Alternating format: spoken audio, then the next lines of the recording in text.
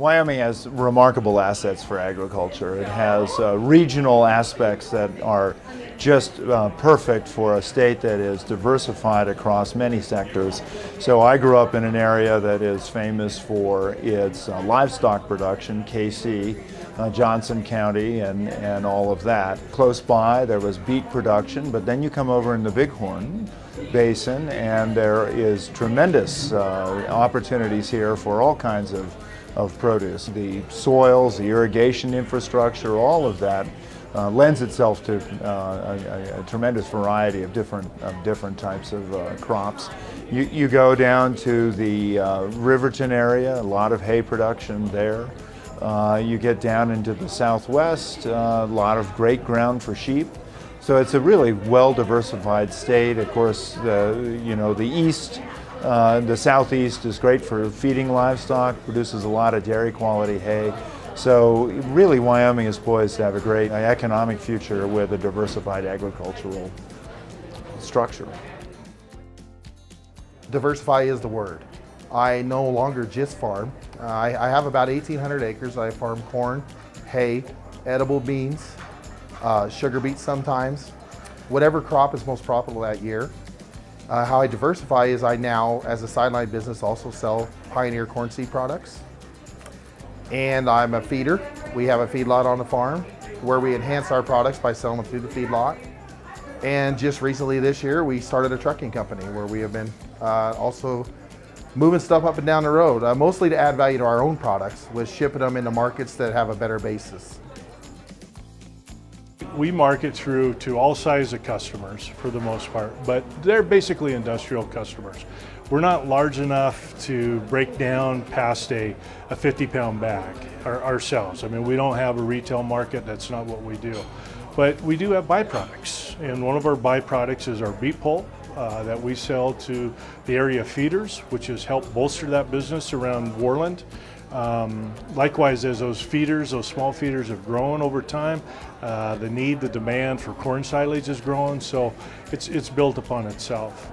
One of the other areas, one of our byproducts, is we have blackstrap molasses, which is a high Brix molasses, high value, and I think there's some opportunities there. We worked with our brothers and sisters out of the Level facility with Western Sugar, maybe worked with some of the malting barley companies around here.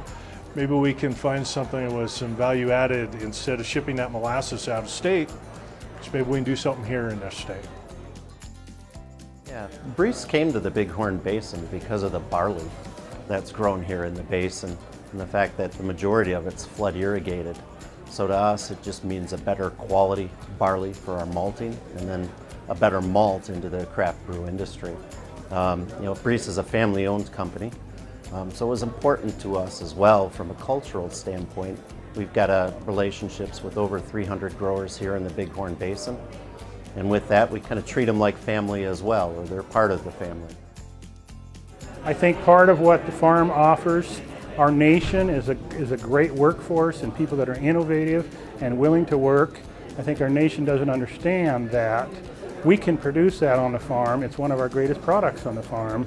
And the other thing is, if you're willing to do something somebody else doesn't want to do, the opportunity in agriculture is unlimited in 2018.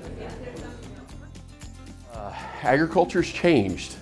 It's not cows and plows anymore. 60% of farming now is marketing, and most of marketing is building relationships with people. So really, farming is not necessarily what people think it is. You are out there in the environment and you're working with equipment, you're working with land, you're working with the elements.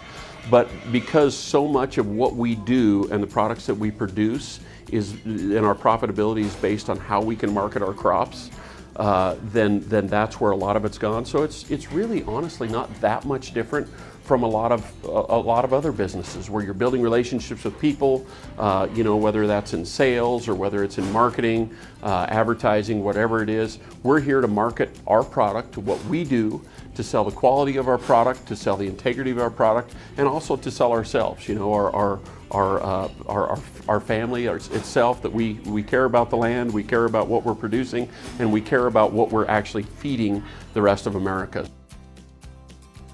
You know, the University of Wyoming is an 1862 land-grant university, which was founded really on the principles of agriculture and engineering, which at the time was called mechanical arts, and then the preparation of our military, which was ROTC. Those were really sort of the three foundation beginnings of a land-grant university. So agriculture is at our core. It is a huge part of what we do, both in terms of our teaching and our preparation of a future workforce, and also in terms of our research and our outreach across the state. So we're very committed to agriculture. We really see it as a major part of our identity.